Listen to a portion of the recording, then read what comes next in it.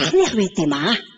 Тэгээ тэр зэрэсгээрээ бид нар яаж байлддаг вэ гэхээр оюун санаан дотор байдаг цэцэрхэл болоод цайзуудыг бид нар нураадаг. Тэгж бид нар Христийн дуулууртай байдалд өөрсдөө олзуулдаг гэдэг. Яг үүндээ та тэр өөртөө тулалддаг байхгүй хамгийн эхлээд. Бид нар яадаг вэ гэхээр одоо хин нэгэн үнтэй асуудалтай болно шүү дээ. Тэгэхээр бид нар хамгийн нэгдүгээр за ямар ч байсан очиж уулзъя гэдэг. Гэхдээ би сүүлийн үед би юу гэж бодож эхэлж байгаа нөхөр очиж уулзаа ярьж болно. Гэхдээ хамгийн эхлээд бид нар айлаас ирэхээр авдраа ухах хэрэгтэй юм шиг. Би өөрийгөө ухах хэрэгтэй юм шиг. Би өөрийгөө харах хэрэгтэй юм шиг. Бидний ихэнх асуудлын бас ихэнх хувийн заяа. Дандаа надад тэгж бодогдоод би тэгж санагдаад тэгээд би тэгж бодоод тэрэндээ итгээд явцсан байдаг. Би энийг өөрийгөө шинжилж байгаа гаргаж ирсэн шүү заяа. Одоо хин нэгэн хүнд хандсан хандлагууд маань дандаа мэдгүй тэгэл уулзсан чинь яг над руу харахгүй байсан шүү. Тэгээд хажууд шараа сайн байна уу? Юу байна гэл. Тэгэхээр тэр яг тэр надад амар дургу болцсон юм шиг санагдаад гэж яриад эхэлдэг байхгүй бид нар. Гэт тэрээгүй гэж болно шүү. Яагаад болохгүй гэж ардсан бэ? Тэгэхээр бид нар нэрээ ингэж ойлгох юм бол бид нар өөрсдийгөө санагдаад байдаг юмнуудаас чөлөөлж чадна. Тэр хүнийг ч хөөх юм элдв янзын ялаас бас чөлөөлж чадна. Би юу ч сүүлийн үед айгүй шийдсэн. Ер нь боли юм элдв санагдаад байна, бодогдоод байна, ингэж мэдрэгдээд байна гэдэг энэ дэмирлээс татгалзах хэрэгтэй байна.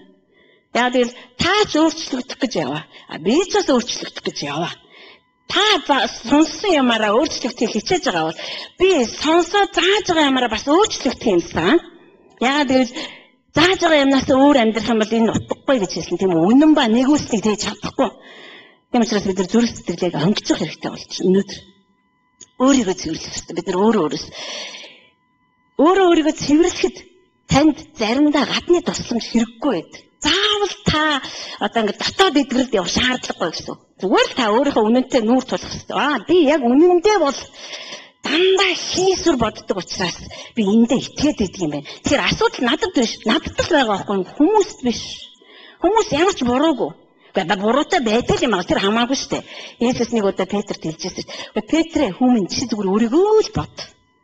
Тэр хин үхийн чамаас төрүүлээд хин амьд үлдхий тэрэнд итээ санаа. Чи зүгээр өөртөө санаа зов. Өөртөө санаатай. Тэр шиг бид нар эхлээд хаанчлал руу орох гэж байгаа бол заагдж байгаа үгүүдээр хүмүүсээ шүүхээс илүү зүгээр би өөрийгөө эхлээл харах хэрэгтэй юм. Тэгээ миний хувьд ч гэсэн тэгээ санагдсан учраас ингээ бодогдсон учраас тэгсэн чинь тэгж ер нь тийм зөндөө байдаг байхгүй. Тэгээ бид нар яаж яана вэ?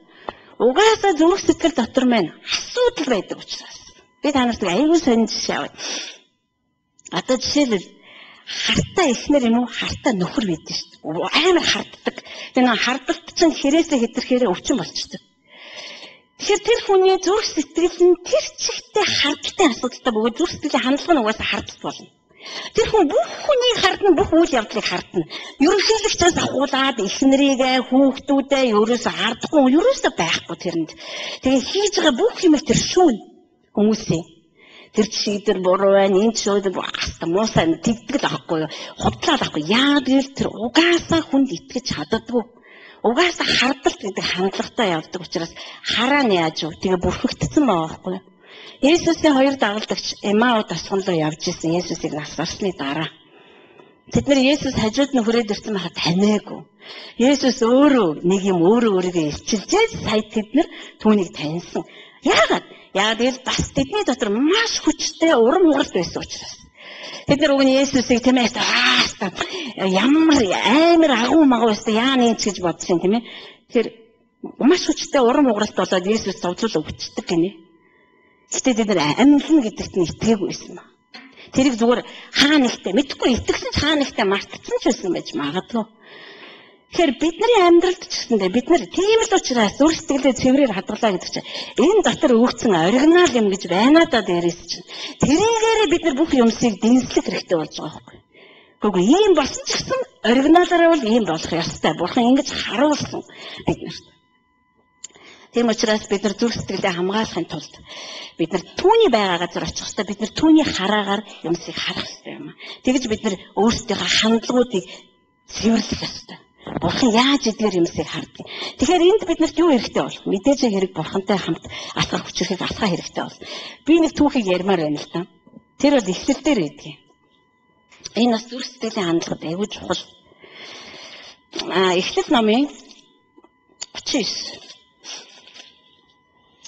Эхлэл номын 39. За энд нэг сонирхолтой зүрх сэтгэлийн хандлагын тухай бид нар харна. Йосеф бол бид нар хэрэг Йосефийн амьдралыг харах юм бол за товчлон дурдъя тийм ээ. Йосеф бол олон хаттай, доороо ганц дүүтэй. Тийм биз? Тэгээд ах нар нь хонио хариулдаг байсан. Харин аав нь түүнийг бусад ах нараас нь илүү хайрладаг учраас маш сайхан хувцас өмсгдөг байсан. Тэр үедээ хамгийн одоо тий модерн загварын юм өмсгдөг байсан бай таараа шүүд. Тэгээд Йосеф яадаг байсан бэхээр хэрвээ та нар яг амьдралын ихэнх үед яг тэр баригдахаас өмнө үеийг харах юм бол ах нарынхаа сул талыг очиж аавдаа ховлдог байсан. Тэ аавдаа очиж хэлдэг байсан.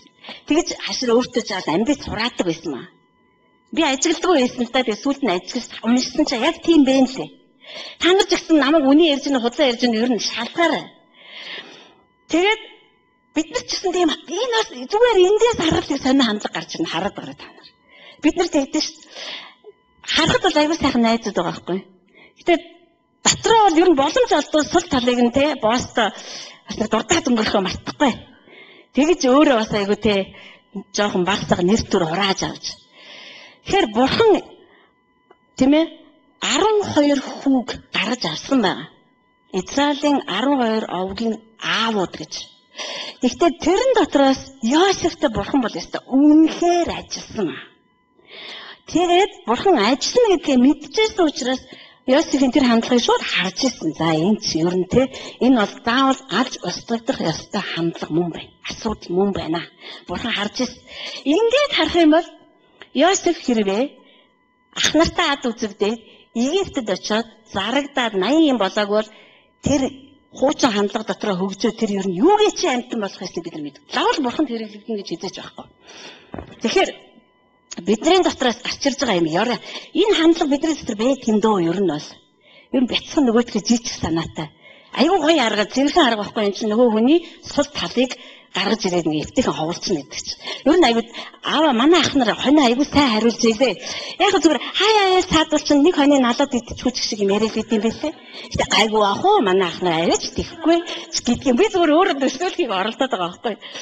Аюу хөөрхөн хийчихэд байгаа байхгүй юу. Тэгэхээр бурхан агуугаар ашиглах гэж байгаа юм бол агуугаар ажиллаа хийх болно ард түмээ. Одоо тэрнээс өөр ямар ч гарцаахгүй. Тэгсэн чинь дараад нь бүр аюу инээдтэй юм болно. Тэгсэн нөгөөт чинь зүүд зүүдлэгдсэн шүү дээ. Тэгээ тэр зүүдэн ч ямар ч гайтай зүүд байв.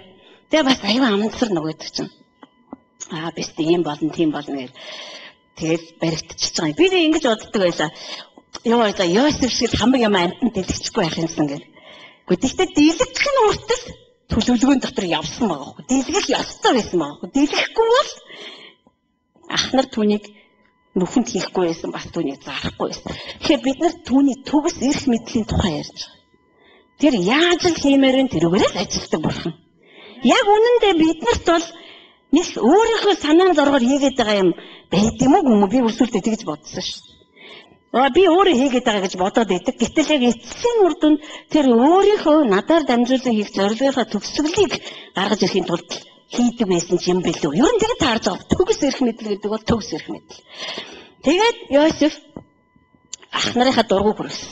Ах нар нь ч гэсэн ерөнхийдөө хашрын жоохон амбицтай зөвөн байдлыг мэдэрсэн. Тэгчээ бүр дээр нь те та нар бүгд надад мөргөх болсон, сөхрөх болсон ч гэж. Тэгээ нөгөөдөө ч бүр яасан гэхээр юу сан алыг. Үгүй тий алыг гэдэг шүү дээ. Тэгээд одоо ингэж авах юм бол төлөвлөгөө зөхөө. Тэгээд Египт рүү явлаа нөгөөд чинь. Бурхан бас тэр үед Юдагийн зүрх сэтгэлийг хүчтэй хөдөлгөөд Юда яасан гэхээр гайгүй зарахгүй алахгүй. Зарыг. Тэгээд зардаг. Тэгээ Египт хүний гэрт очив.